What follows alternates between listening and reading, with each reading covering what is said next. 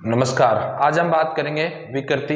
विकृति का मतलब क्या होता है? विकृति का मतलब होता है किसी भी वस्तु के आकार में परिवर्तन, किसी भी वस्तु के आकार में विकार। विकार का मतलब उसमें परिवर्तन, कुछ ऐसा परिवर्तन जो हम एक बाह्य बल लगाते हैं जिसके कारण वस्तु की आकृति या स्थिति में, स्थिति नहीं बोल सकते, आकृति आकार में क्या हो जाता है, उसमें परिवर्तन हो जाता है। उसी को अपन क्या बोलते हैं? विकृति बोलते हैं।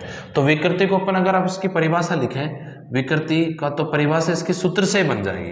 अंग्रेजी में इसको स्ट्रेन बोलते हैं भाई, अंग्रेजी में क्या बोलते हैं? इसको स्ट्रेन बोलते हैं।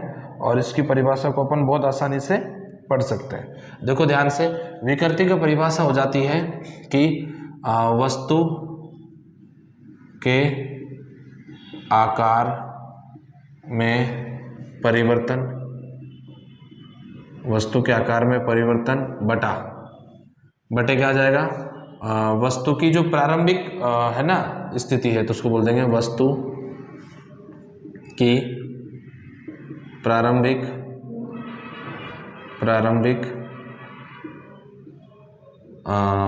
स्थिति, प्रारंभिक स्थिति या प्रारंभिक आकार, इसको बोल सकते हैं प्रारंभिक आकार।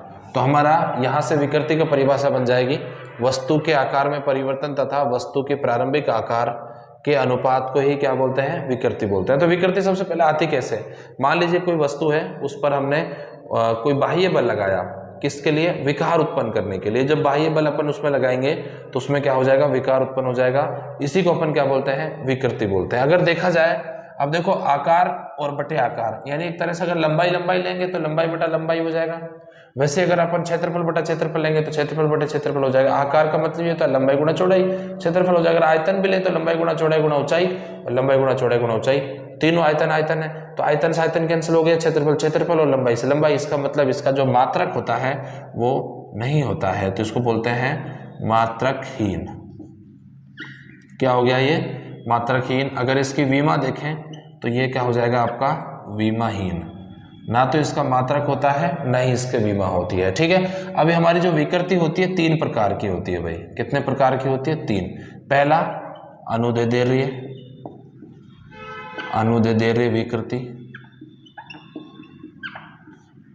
दूसरा जो होगी हमारी, वो क्या हो जाएगी भाई? अगर अपन दूसरे की तरफ जाए तो दूसरी जो विकृति मिलेगी हमें, वो मिलेगी अपरूपी या अपरूपण विकृति। और तीसरी जो विकृति यहाँ पे हमें बनेगी वो क्या बनेगी? आयतनीय विकृति। आयतनीय विकृति। मैंने कहा नहीं कि लंबाई चौड़ाई और एक तरह से आयतन की बात करेंगे यहाँ पे अपन।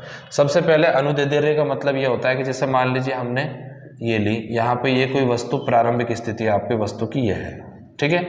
इसकी लंबाई क्या है? Capital L। अब मान लीजिए दूसरी स्थिति हम इसको दिखाते हैं और इस पर एक बाह्य बल लगा देते हैं। तो बाह्य बल लगाते हैं तो वस्तु की लंबाई बढ़ जाती है। क्या होती है? वस्तु की लंबाई बढ़ जाती है। तो पहले ये वस्तु ऐसी थी अगर देखा जाए तो, और अब वस्तु लंबाई बढ़ गई। देखो यहाँ से तो ये घट गया भाई, इस वाले पार्ट से तो ये घट गया और इस वाले से ये बढ़ गया। बढ़ा कितना? Del L। तो लंबाई पहले भी इसकी कितनी थी? L। अब कितनी हो गई? L plus del L। तो हो गया ना वस्तु का कारण परिवर्तन। ये कब हुआ? जब इस पर अपन एक बल लगाया। तो इसके लिए सूत्र क्या बन जाएगा? यहाँ पे विकृति का सूत्र बनेगा इसके लिए, विकृति बराबर, देखो आकार में कितना परिवर्तन हुआ है? आकार में परिवर्तन हुआ है डेल L, तो डेल L, और इसकी प्रारंभिक लंबाई कितनी थी? L। तो ये क्या हो गया? इसका विकृति का सूत्र बन गया। इसको बोलते हैं अनुदैर्ध्य विकृति, कि जब किसी वस्तु की लंबाई के अनुदिश कोई बाह्य बल लगाकर उसमें विकार उत्पन्न किया जाए तो इसको बोलते हैं अनुदैर्ध्य विकृति। सिंपल डेफिनेशन है, आप लिख लेना वीडियो पुश करके, कि जब किसी वस्तु की लंबाई के अनुदिश कोई बाह्य बल लगाया जाए या फिर अपरूपण बल लगाया जाए। अपरूपण बल भी यहाँ पे वो है जो उसको विरूपक कर देगा। तो यहाँ पे कोई विरूपक बल लगाया जाए यानी उसकी स्थिति में परिवर्तन कर देगा। विरूपक बल लगाया जाए तो उस वस्तु की लंबाई में क्या हो जाएगा? परिवर्तन हो जाएगा, या लंबाई में क्या? विकार उत्पन्न हो जाएगा। इसी को अपन बोलते हैं अनुदैर्ध्य विकृति। तो हमारा ये सूत्र हो गया, ये हमने एग्जाम्पल समझ लिया। दूसरा होता है हमारा अपरूपण। अपरूपण को समझने के लिए थोड़ा सा आपको अलग से सोचना पड़ेगा। मतलब मान लीजिए कोई वस्तु है, मतलब ये धरातल है कोई, अब इस पर कोई वस्तु रखी है आपकी, ये रखी है भाई, लो ये हमने इस वस्तु को यहाँ पे रख दिया, ठीक है। एक हिस्सा इसका जुड़ा हुआ है, दूसरा इसका हवा में है, ठीक है। अब हम क्या करते हैं, इसकी दूसरी स्थिति दिखाते हैं अपन, और इसकी दूसरी स्थिति दिखाते हैं अपन। इसमें क्या है कि जो वस्तु हमारी पहले ऐसे थी वो यहाँ से ऐसे चली गई भाई, हमने उसको इस तरीके से मोड़ दिया धक्का मार के। क्यों धक्का मार के? और ये वस्तु हमारी इस तरीके से चली गई यहाँ तक। तो अगर इसको ओवरऑल देखा जाए तो वस्तु हमारी कहाँ पहुँच गई, यहाँ पहुँच गई, ठीक है। अब अगर देखा जाए तो पहले वस्तु यहाँ थी भाई, फिर यहाँ से वो इधर चली गई, और अगर इधर देखेंगे तो वस्तु अगर देखा जाए तो पहले यहाँ थी आपकी, तो ये वस्तु आपकी पहले यहाँ थी इस तरीके से। तो ये तो आपकी इसकी प्रारंभिक स्थिति की जो मैंने डॉटेड से की, और ये इसकी अब वास्तविक स्थिति हो गई। अब पहले इसकी लंबाई L थी, या मतलब ये वाली जो लंबाई थी आपकी क्या है, L, और अब इसमें कितना परिवर्तन हुआ, डेल एक्स। इसको देखें तो कितना हुआ भाई, डेल एक्स। अब देखो परिवर्तन कितना हुआ, डेल एक्स, प्रारंभिक लंबाई क्या है, L। तो यहाँ पे अगर अपन इसका विकृति का सूत्र लगाएं तो विकृति का जो हमारा सूत्र बनेगा वो क्या बनेगा, डेल एक्स अपॉन L, और यहाँ पे कितना कोण थीटा। अब इस कोण थीटा को अगर अपन देखें तो लंब बटे आधार हो गया ना, और किसका सूत्र होता है, टेन थीटा का, तो इसको अपन क्या बोल सकते हैं, टेन थीटा भी बोल सकते हैं, ठीक है। ध्यान रखना विकृति का यहाँ पे सूत्र क्या हो जाएगा, del x upon L tan theta.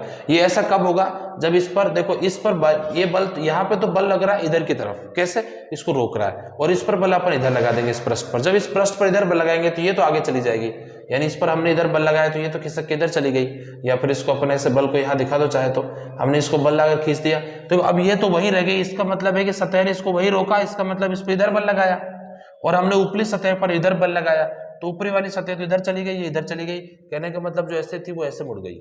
आप जैसे आपका दोस्त बैठा है बेंच पे, आपने उसको ऊपर से धक्का दिया तो बेंच से नीचे तो वो वही है, लेकिन ऊपर से वो टेढ़ा हो गया ऐसे, इस तरीके से। तो इसका मतलब है कि अपरूपण बल क्या करता है, हमारी स्थिति में परिवर्तन ऐसे कर देता है। तो ये स्पर्शीय बल होता है।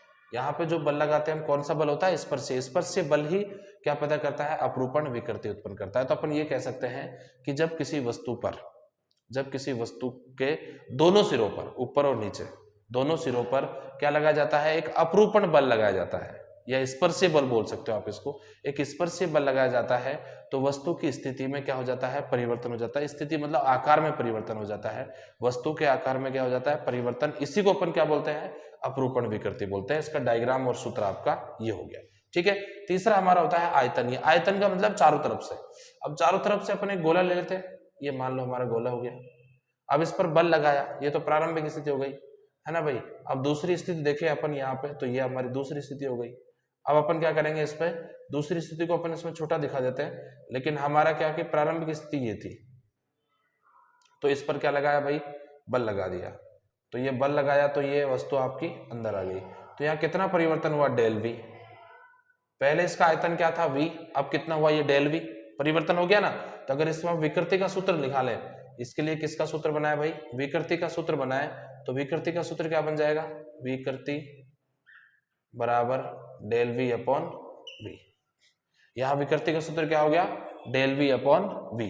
तो आई थिंक अगर देखा जाए तो प्रारंभिक स्थिति तो इसकी ये थी, और अब अंतिम स्थिति ये है, डेल वी परिवर्तन हो गया ना भाई। इसका कार्य हमने चारों तरफ से परिवर्तन कर दिया। जरूरी नहीं हो कि हमेशा अपन यहाँ गोलीय वस्तु ही लें, आप यहाँ पे कोई वर्गाकार आयताकार वस्तु भी ले सकते हो, उसमें भी उसके आयतन को भी कम कर सकते हो, ठीक है। तो यहाँ पे वही प्रारंभिक आयतन v और आकार आयतन में कितना परिवर्तन हुआ, डेल v। तो हम यहाँ पे कह सकते हैं कि जब कोई आयतनीय वस्तु है या किसी वस्तु पर चारों ओर से एक उसको दबाया जाए या उस पर एक विरूपक बल लगाया जाता है, तो उसके आयतन में परिवर्तन हो जाता है, या उसके आयतन में एक विकार उत्पन्न हो जाता है। उसी को अपन क्या बोलते हैं, आयतनीय विकृति बोलते हैं। तो यहां से एक बात समझ आइए, विकृति मतलब विकार उत्पन्न करना, यानी उसके आकार में परिवर्तन करना ही क्या कहलाती है, विकृति कहलाती है। आई थिंक ये बात आपको समझ आ गई होगी। धन्यवाद।